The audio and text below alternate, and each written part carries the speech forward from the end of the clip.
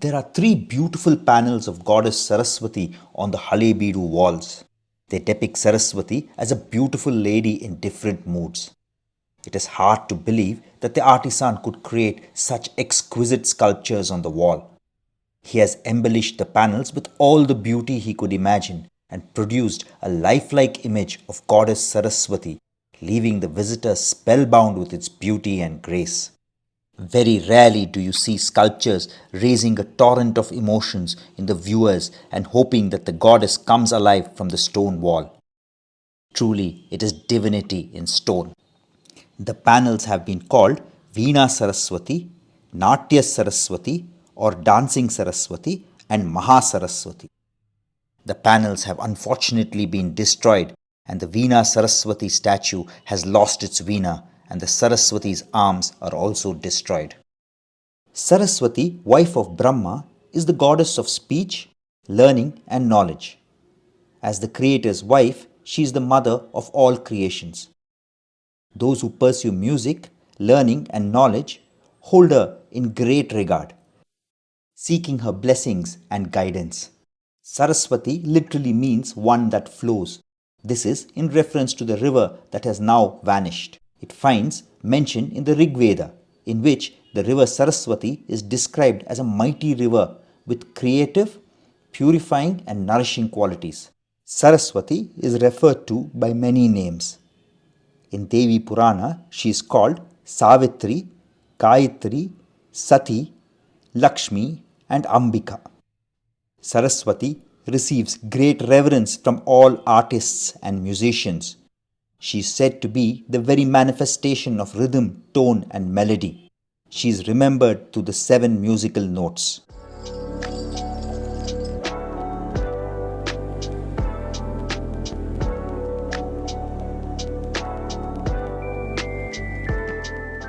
Saraswati is normally shown dressed in white, a symbol of purity and light. She does not wear much jewelry because she prefers simplicity and austerity. She has 4 arms. She holds a book in one of the right hands and a rosary or lotus in one of the left hands. She holds a veena in the other 2 hands and is shown sitting on a white lotus. The rosary is a symbol of prayer and austerity.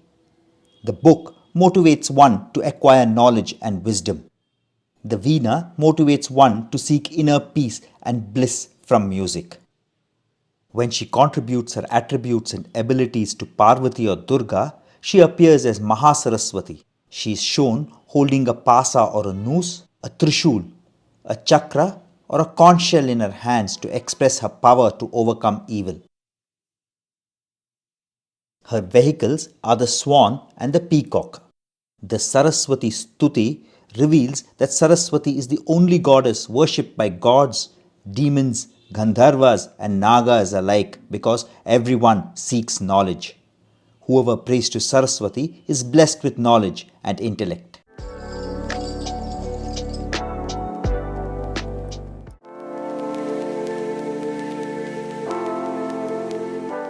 Close to the Arjuna carving is another famous and beautiful sculpture called Darpana Sundari. It shows a beautiful woman with a mirror in her hand standing very elegantly and appearing to apply kumkum on her forehead or checking her makeup. An even more beautiful sculpture of the same is present at Belur temple. This is considered to be one of the masterpieces of Hoysala art. Some scholars believe that the sculpture was inspired by Shantala Devi, the wife of the Hoysala king Vishnuvardhana. This statue also reminds us of another famous statue called Pompeii Lakshmi, called so due to it being discovered in the ruins of Pompeii, the Roman city destroyed in the eruption of the Mount Vesuvius in 79 CE. This statuette is made of ivory and in a similar pose of the Darpana Sundari, but the mirror is destroyed. It is believed to be the handle of another mirror.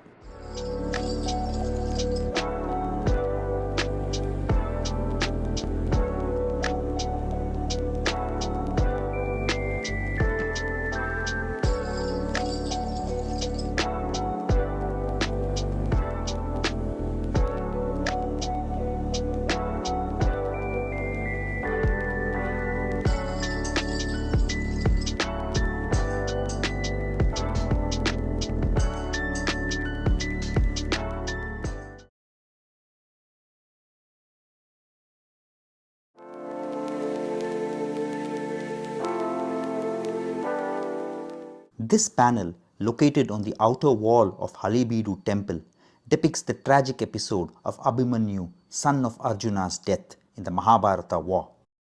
This carving depicts the complex Chakravyuha battle formation known as Padmavyuha, a multi-tiered spiral maze.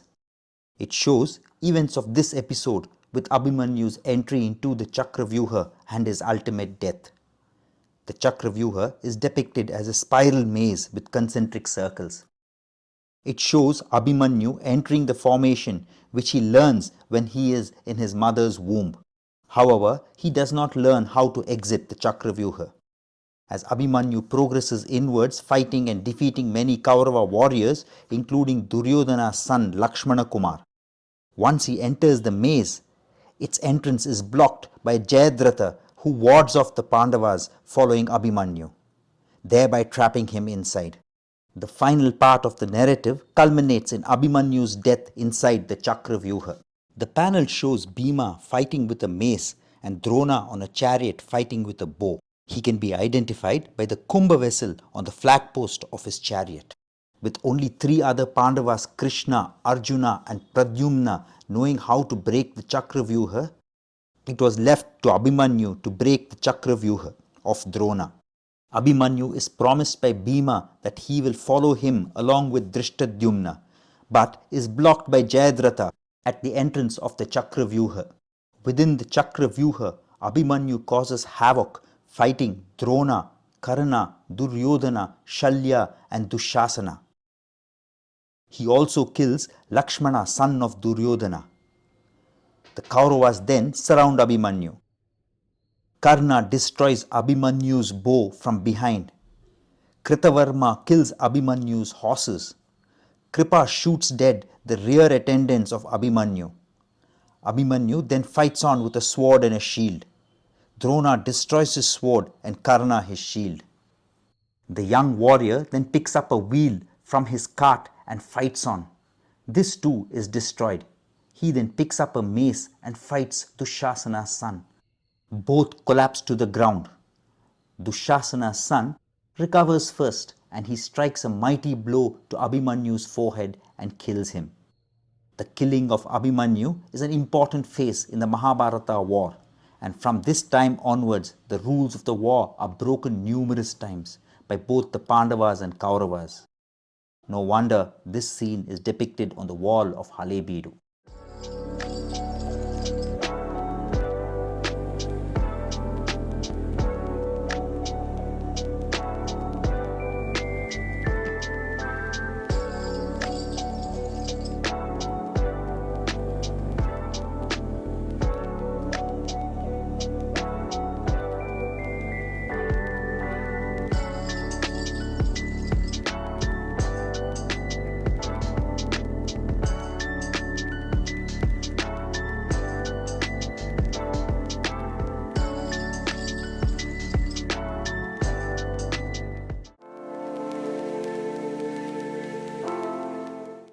This panel at Halebeedu shows Arjuna looking at a pool of water and shooting the eye of a fish. Unfortunately, the arrow is missing. Arjuna is identified by the presence of Hanuman on his flag. This panel depicts the story of Guru Dronacharya tying a wooden fish high on a tree above a pool of water. He then instructs his students to aim at the fish's eye, but only looking at its reflection in the water below. One by one, the students took their stance. They were asked what they saw. Each one of them mentioned the fish, the water, the sky, and the trees around them. On hearing this, Dronacharya sends them away without allowing them to attempt the shot. When it was Arjuna's turn, he took his position. He was asked the same question, "What do you see?" Arjuna replied, "I see only the eye of the fish." Hearing this answer, Dronacharya gave him the permission to shoot. Arjuna released his arrow and it pierced the eye of the fish. This story tells us about the importance of singular focus and concentration.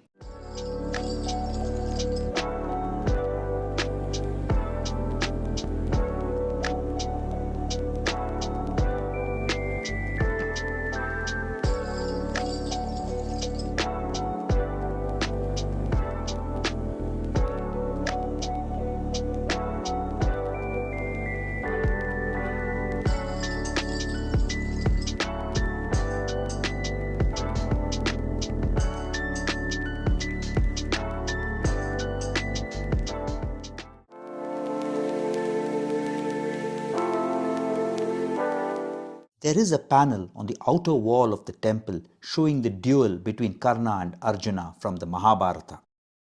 Karna on the left can be identified from his flag, which shows a crow, and Arjuna on the right with his flag showing Hanuman.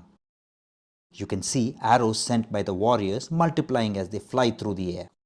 In the battle at Kurukshetra, Karna, a brave warrior, is finally killed by Arjuna. Their duels are very popular stories told in various forms: drama, movies, comics, and bedtime stories in India. For those who are not familiar with Karna's story, it is a must read.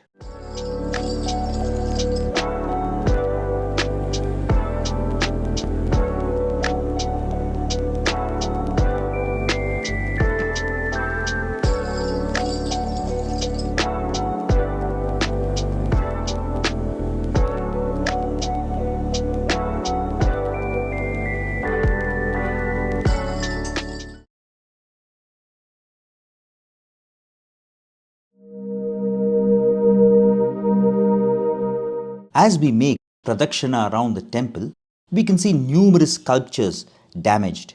Some have arms missing and some have their weapons destroyed, making it difficult to identify the sculptures.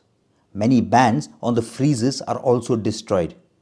These sculptures tell us an often repeated story. The damage to the temple structures was done by Malik Kafur in 1311. Malik Kafur was a prominent general of the Delhi Sultanate ruler Alauddin Khilji.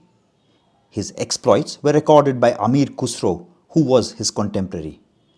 Malik Kafur was said to be a handsome young Hindu man who was captured and enslaved by Nusrat Khan, general of Alauddin Khilji, when he invaded Gujarat in 1298 CE. He was apparently bought for 1,000 dinars and converted to Islam and presented to Alauddin Khilji. He rose rapidly to become one of the topmost officials of the empire and was called Malik Naib. Some sources suggest that he was a eunuch slave. Kafur led many expeditions to the south of India and plundered its temples and took back the loot to Delhi. He also slaughtered numerous common people and the Brahmin priests of the temple. He spread fear among common people and the rulers. On 25th February 1311, Kafur besieged Dwarasamudra, the Hoysala capital, with 10,000 soldiers. The Hoysala king, Balala, surrendered vast wealth as part of a truce negotiation and agreed to pay an annual tribute to the Delhi Sultanate. From Dwarasamudra, he proceeded to Pandya kingdom, where he raided several places and went away with a large booty. He also occupied Madurai on 24th April and returned on 18th October 1311, when he was called back by Alauddin Khilji as he was unwell. After Alauddin's death, he tried to take control of the empire by placing Shihabuddin, the young son of Alauddin, on the throne and ruling on his behalf. He then set about eliminating others from claiming the throne. This led to resentment, and Alauddin's bodyguards killed Malik Kafur, ending his surrogate rule. All he left behind was the damaged temple walls to tell his story. At times, one wonders what drives people to resort to extreme violence, both on people and the wonderful structures created by them. The violence that Kafur exhibited has been documented by Amir Khusro himself. Viewers are directed to read books by Sitaram Goyal for more information.